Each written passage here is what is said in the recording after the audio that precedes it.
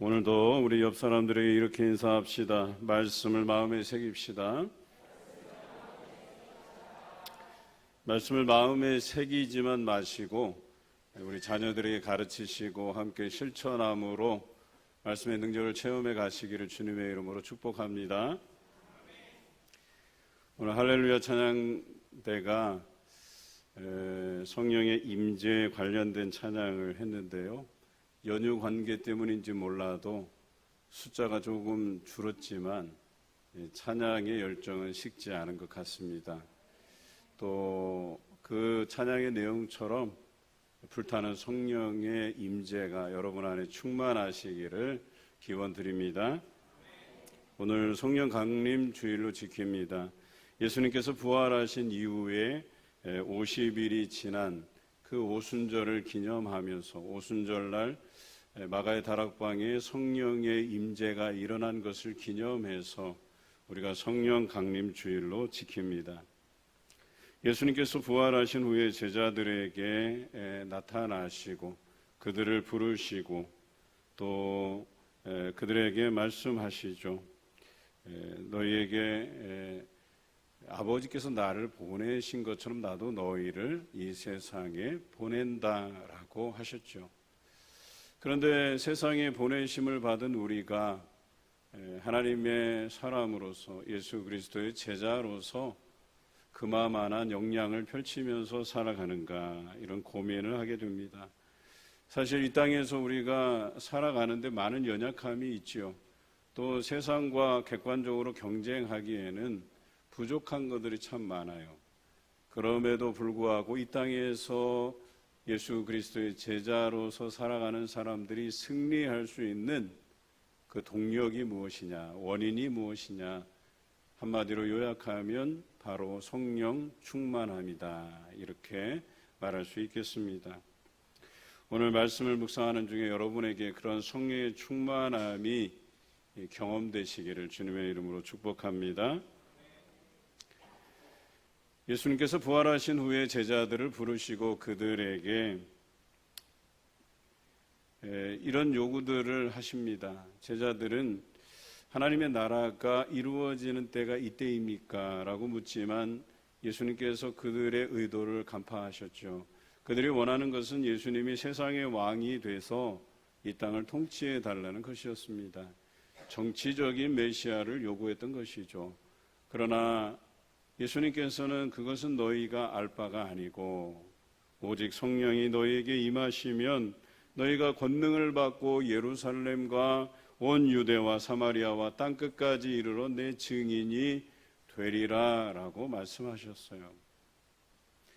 그러니까 이 땅에서 살아가는 우리 예수님의 제자된 성도들이 이 땅에서 우리가 어떤 물질, 명예, 권력을 손에 쥐려고 살아가는 삶이 아닌 정말 하나님의 백성된 자로, 성도된 자로 우리가 살아가야 될 것에 대해서 이야기하고 있다라고 하시는 것이죠.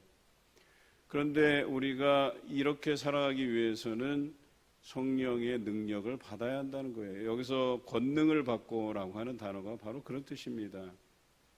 우리가 성령에 충만해야만 땅끝까지 이르러 예수 그리스도의 제자가 되고 복음을 전하고 우리에게 말씀하신 것들을 가르쳐 지키게 할 수 있다고 말씀하신 것입니다.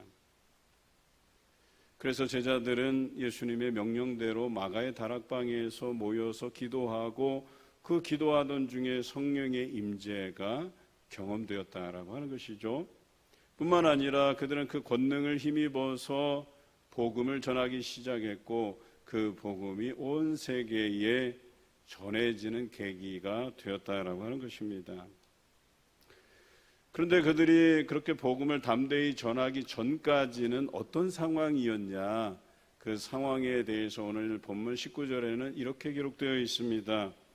그들이 다른 유대인들에게 눈에 띌까 하여 그들의 모인 곳의 문을 닫았다, 이렇게 기록하고 있어요.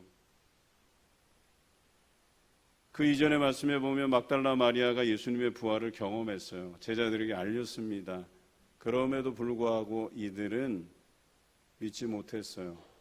그래서 자신들이 예수님의 제자인 것이 들통날까봐 또 다른 유대인들에게 보여질까봐 두려워서 그들이 모일 때 그 문을 닫았다라고 표현하고 있어요. 그들 안에 두려움이 있었다라고 하는 것입니다. 그런 두려움 가운데 있는 제자들에게 예수님이 나타나셨어요. 그리고 그들에게 너희에게 평강이 있을지어다 이렇게 선언하십니다. 그리고 그의 손, 그의 옆구리를 보여주십니다. 못 박힌 손, 창에 찔리신 허리, 그 부활하신 예수님을 그들에게 보여주셨어요. 그제서야 두려워했던 그들의 마음이 내려지고 그들 안에 기쁨이 생겼다고 성경은 기록하고 있습니다. 어찌 보면 부활하신 예수님을 인격적으로 만나기 전에 우리의 마음이 그러합니다. 세상의 걱정, 근심, 염려, 두려움, 이것으로 살아가는 것이 일반이에요. 예수님을 알지 못하는 사람 당연합니다.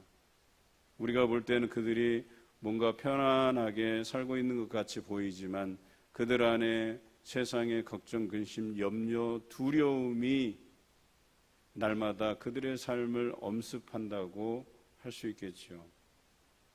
그런데 부활하신 예수 그리스도를 인격적으로 만나지 못하는 성도들도 역시나 두려움 안에서 살아가는 것은 마찬가지예요. 그러나 예수 그리스도를 인격적으로 만난 그 이후에는 우리의 삶이 어떻게 변하는가? 바로 기쁨의 삶으로 바뀐다고 오늘 성경은 이야기합니다. 기쁨이 되기 위해서는 우리에게 예수님께서 말씀하신 그 평강, 샬롬, 그 평안이 우리에게 경험되어져야 된다라고 하는 거예요. 그 평안이 우리에게 임할 때 우리 안에 근심과 걱정과 염려와 두려움이 다 사라진다라고 하는 것이겠죠.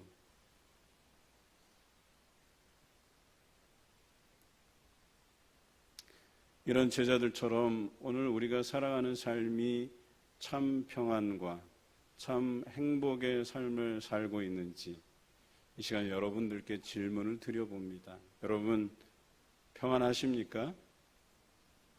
대답이 좋은 거 보니까 근심이 좀 있으신가 봐요. 여러분 참 행복하십니까? 그래요. 그 정도는 돼야죠.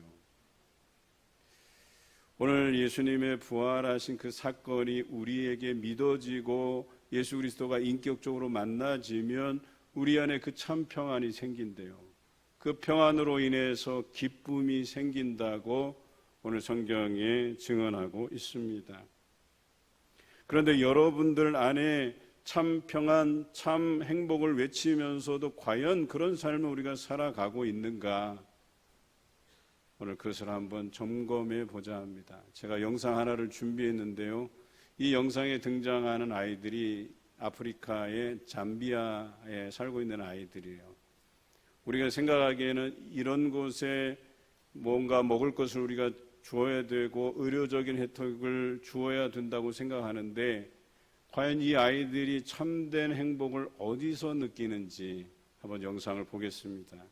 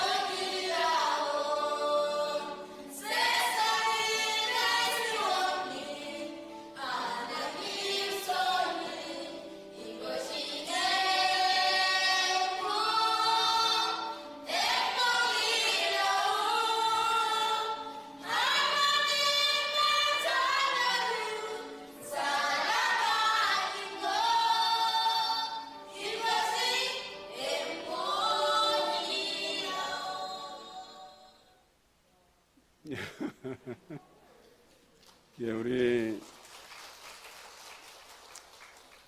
잠비아에 사는 아이들인데요. 잠비아는 아프리카 지역의 허브 지역이에요. 이곳에서 아프리카 전역으로 갈 수 있어서 선교센터가 이곳에 건립되어 있고 또 많은 아프리카 지도자들이 여기서 훈련을 받습니다. 그러다 보니 선교사님들이 이곳에 많이 가요. 그리고 아이들에게 가르친 것이 무엇이겠어요? 너희에게 먹을 것이 충분한 것, 마실 것이 충분한 것, 입을 것이 충분한 것, 또 거할 초소가 있는 것, 이것이 행복이라고 가르치지 않았어요. 이들에게 가르친 것은 하나님의 자녀로 살아가는 것이 참 행복이다. 이렇게 가르쳤어요. 여러분들 보셨지요? 이 하얀 이가 드러날 만큼 얼마나 행복해 보여요.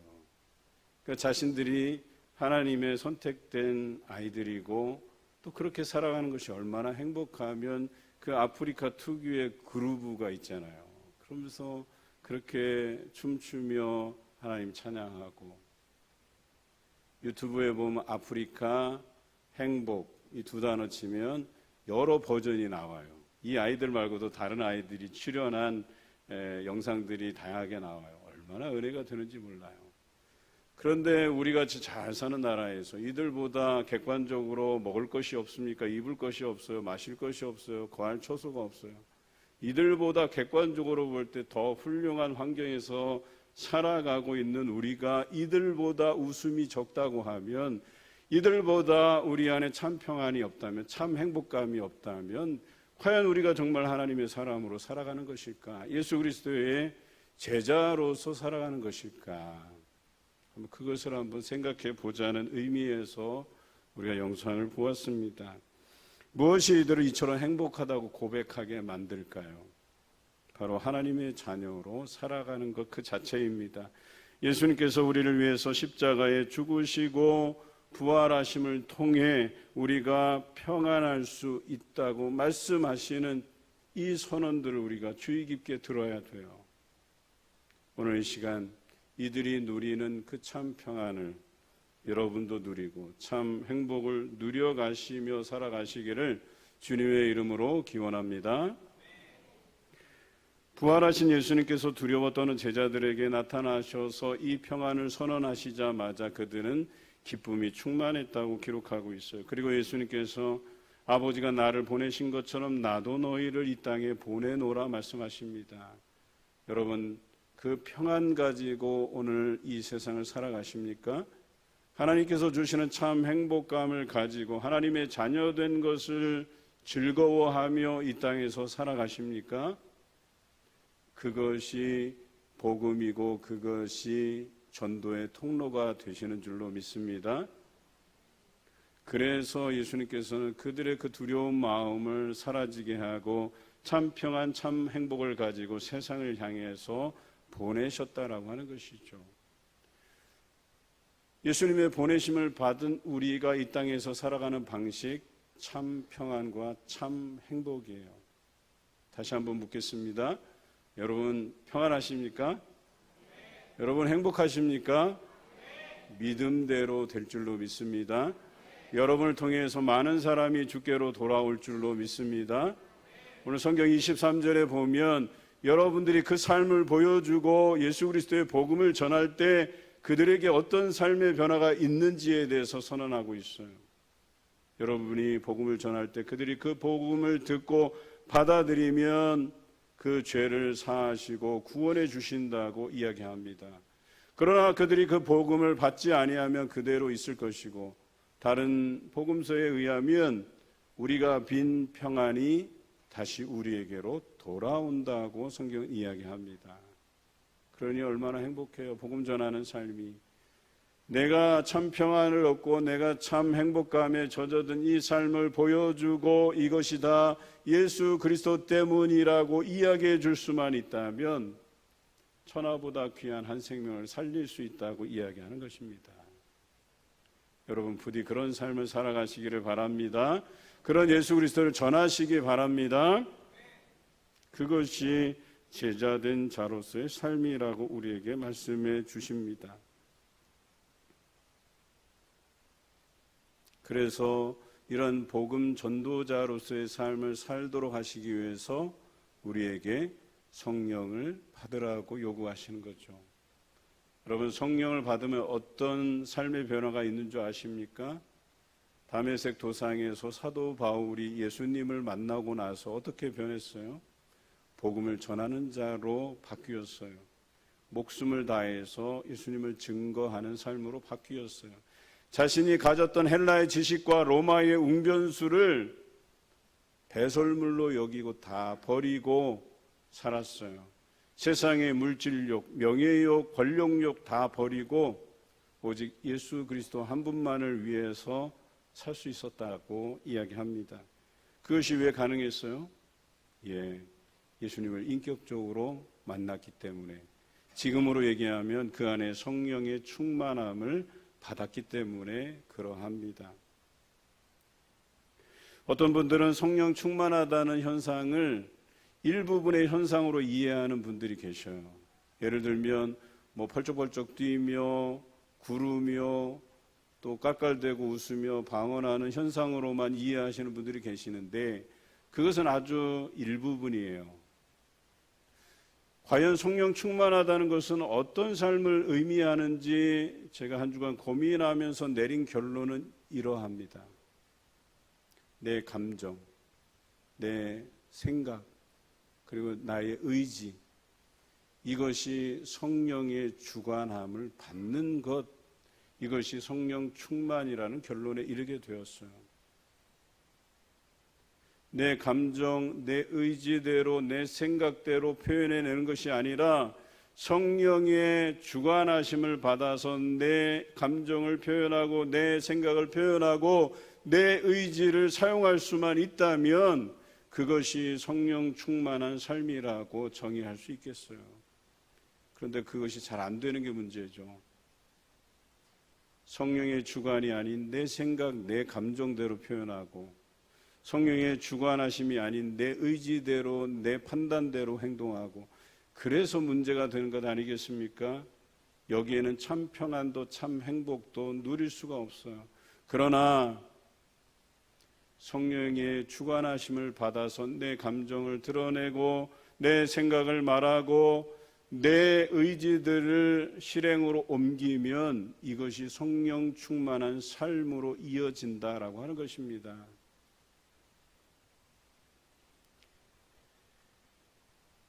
요한복음 14장 27절에 평안을 너희에게 끼치노니 곧 나의 평안을 너희에게 주노라. 내가 너희에게 주는 것은 세상이 주는 것과 같지 아니하니라. 너희는 마음에 근심하지도 말고 두려워하지도 말라 말씀하셨어요. 평안을 주신대요. 그런데 세상이 주는 평안이 아니래요. 다른 것이래요. 그 평안이 오면 우리 안에 근심과 두려움이 사라진대요. 그러면 도대체 이 평안은 어떻게 임하느냐? 그 앞구절 26절에 잘 기록되어 있어요. 보혜사 곧 아버지께서 내 이름으로 보내실 성령, 그가 너희에게 모든 것을 가르치고 내가 너희에게 말한 모든 것을 생각나게 하리라 그랬어요. 다시 말해서 우리에게 이 평안이 느껴지는 것은 성령이 우리에게 역사하시고 그 성령이 우리로 하여금 알게 하시기 때문에 가능하게 한다라고 하는 거예요. 그러니 우리가 성령을 받으라 한 예수님의 말씀이 이해되어지죠. 성령을 받아야만 우리 안에 평안이 느껴지고 참 행복이 느껴지고 그것을 아버지 사람들에게 전할 때에 그 안에 복음이 드러나고 이것이 다 예수 그리스도 때문에 우리에게 나타난 현상이라고 자신 있게 이야기해 줄 때에 우리만 아니라 다른 사람들에게도 그 평안이 전해진다라고 하는 것입니다. 그런데 이 평안을 가지고 살아가지 못하는 사람들은 여전히 세상에 대해서 근심하고 걱정하고 두려움에 떨어요. 왜냐하면 세 가지로 인해서 물질, 명예, 권력 때문에 이것을 가지려고 부단히 애쓰고 노력하다 보니까 근심이 생기고 걱정이 생기고 염려가 되고 두려움이 생기는 것 아니겠습니까? 여전히 우리가 요술램프 지니처럼 램프를 문지르면 지니가 나타나서 여러분에게 세 가지 소원을 다 들어줄 거라고 믿으시는 겁니까? 말한 김에 우리 영상 한번 보시죠. 예, 요술래 부친이 영상 틀어주세요.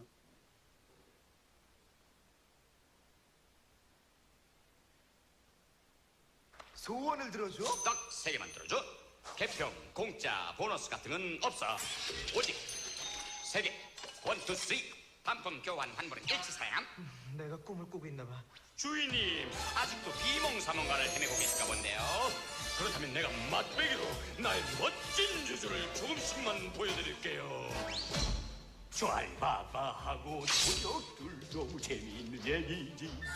그래도 술래 하면 그런 아무것도 아니야. 이제는 수해도 해가운 뭐든 아쉬운 것 없게 돼. 날로 해면 때나 내 술을 이렇게 문질러만 주세요. 알라딘 주인님 소원이 뭔가요? 뭐 말씀만 해보세요. 예, 이러진 없을걸. 당신은 손님이고 나라야 웨이터. 저기 석석야만 주셔도 예. 재미있으셨어요? 여러분 삶이 요술램프 지니에게 나에게 물질 좀 가져다 주면 좋겠다, 나에게 명예를 좀 세워주시면 좋겠다, 나에게 권력을 좀 가져다 주면 좋겠다, 이렇게 생각하는 것 아니었었어요? 그렇게 살다 보니까 평안이 없고 근심과 걱정과 염려와 두려움이 항상 우리를 엄습하는 것 아니겠습니까? 그런데요, 참 평안은 이런 데서 오지 않아요. 이미 예수님께서 광야에서 40일 금식하신 후에 사단에게 3가지 시험을 당하셨잖아요. 그게 바로 물질에 대한 시험이었고, 명예에 대한 시험이었고, 권력에 대한 시험이었었어요. 예수님께서 이것을 물리치셨어요. 이런 것들로 살 것이 아니라 하나님의 입으로 나오는 말씀으로 살 것이라고 분명히 우리에게 선언하셨어요. 여러분, 말씀으로 사셔야 돼요. 성령 충만함으로 사셔야 돼요. 그래야 우리 안에 물질욕, 명예욕, 권력욕 다 내려놓고 우리에게 주시는 참 평안, 참 행복 가운데 살 수 있다고 분명히 우리에게 말씀하고 있습니다. 만약에 우리가 이거 내려놓지 못하면 요술램프 지니에게 비는 것과 다름없는 삶을 우리가 살고 있는 거예요. 여전히 참 평안 누리지 못하고 살고 있는 거예요. 참 행복 누리지 못하고 살고 있는 거예요. 그래서 성령을 받으라고 이야기합니다. 우리의 감정, 우리의 생각, 우리의 의지를 성령님께 맡겨드리라는 거예요.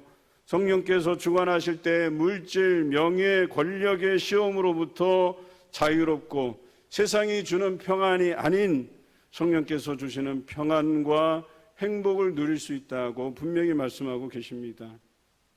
그리고 이런 사람들이 담대히 복음을 전할 수 있다고 말씀하시는 거예요. 이것이 참된 평안이고 행복이라고 사람들에게 말해줄 수 있는 거예요. 이제는 세상이 주는 평안이 아닌 성령께서 주시는 이 평안과 행복을 누리며 살아가시기를 주님의 이름으로 기원합니다.